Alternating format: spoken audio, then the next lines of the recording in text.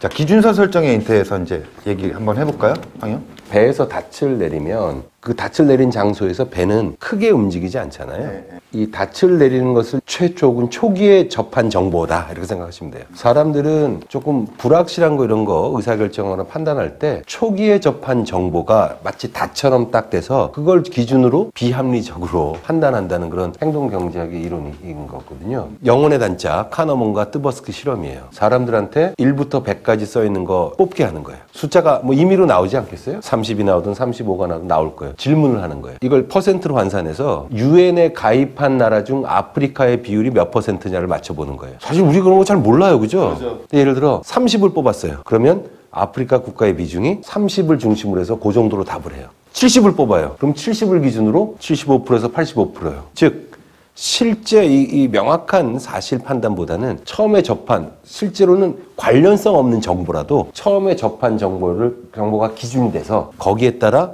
의사결정 내리는 비합리적인 어떤 행태, 그걸 이제 단내림 효과, 앵커링 이펙트라고 주로 얘기합니다. 우리 장난할 때 그런 거 있잖아요. 링컨 해봐. 그럼 링컨 하다가 미국의 초대 대통령은 그럼 링컨하고 자동적으로 대답하는. 뭐 그런 것도 있을 수 있고, 저는 지금 황영이 말씀하시는 동안에 떠오른 게 뭐냐면, 예전에는 이제 선봐서 결혼하던 시절에 어떤 분이 10번의 맞선, 10번의 중매, 10번의 소개팅을 하면 이 중에서 가장 이상적인 사람이 누가 될 가능성이 높을까요? 초기 효과가 발생하느냐, 최근 효과가 발생하느냐에 따라 다른데 처음 아니면 마지막 아닐까? 대체로 첫 번째 남자 또는 첫 번째 여자가 기준점이 되기 때문에 두 번째 만나면 첫사람하고 비교하고 세 번째 사람을 만나면 원, 투하고 비교를 하고 계속 비교를 하다 보면은 첫 번째 사람이 가장 훌륭해 보이는 거지. 근데 이거는 그거랑 별로 상관없나 봐요.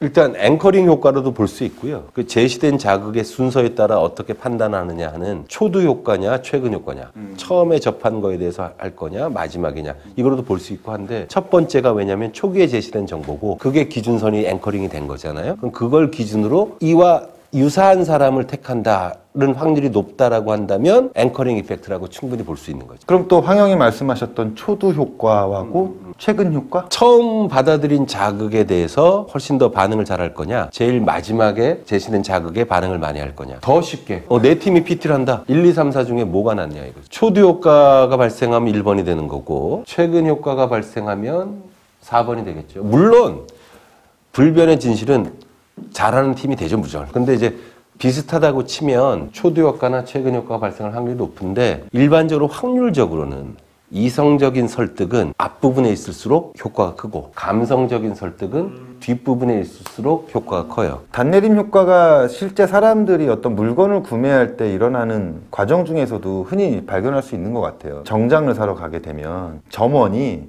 가장 좋은 옷을 먼저 입히잖아요. 나의 예산은 90만 원인데 일단 100만 원짜리를 입혀요. 그럼 당연히 좋아 보여. 근데 가진 돈이 90만 원이니까 요거보다 조금 떨어지는 거 주세요 하면 아쉽지만 90만 원짜리 옷을 결정을 내리겠죠. 그러고 나면은 점원들이 이 정장에는 이런 넥타이가 어울리고요, 이런 혁대가 어울리고요, 이런 양말, 그러면 가장 큰 거를 결정했기 때문에 마치 옵션처럼 선물처럼 그거를 사는 경향이 있잖아요. 이것도 그럼 단내림 효과로 설명이 되나요? 또 하나 심리적 회계로도 되고.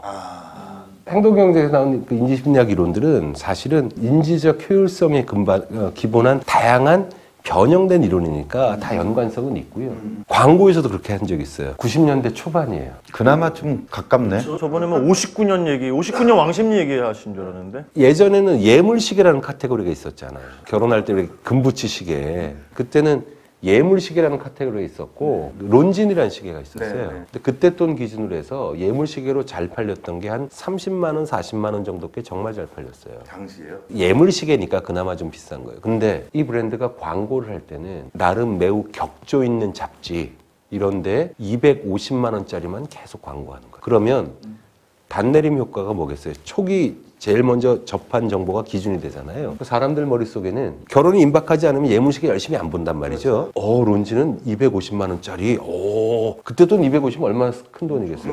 근데 사러 갔더니 30만 원, 40만 원짜리가 있는 거예요. 30만 원, 40만 원도 사실 상대적으로는 전혀 싸지 않은 가격인데 앵커링 이펙트가 250에 발생을 하니까 이건 어떻게 돼요? 엄청나게 싸고 굉장히 현실적으로 좋은 시계가 되는 거예요. 퍼시브드 프라이스가 굉장히 매력적으로 그렇죠. 인식된 가격이 좋게 느껴지는 거네요. 명품 매장 가서 왜 가격표 다 써놓는 것도 똑같잖아요. 예를 들어 내가 한 500만 원짜리 사러 갔는데 들어가자마자 2천 막 이렇게 있는 거예요. 초기 접한 정보가 어떻게 되겠어요? 단내림 효과. 이거 별로 비싸지 않네. 착각하게 만드는 거랑 똑같은 거죠.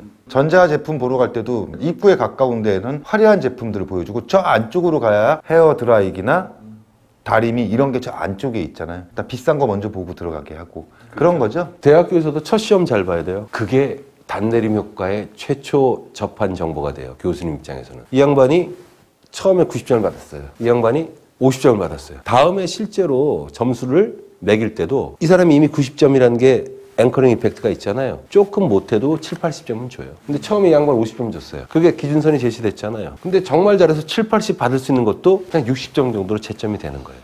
지금 이 얘기는 지금 우리 삼행시의 20대 초반 대학생 시청자들이 좋아하지 않을 내용이네요. 제가 이것 좀 재미난 사례가 있어요. 저희 과에 한 학번이 이름이 최소영이라는 선배가 있어요.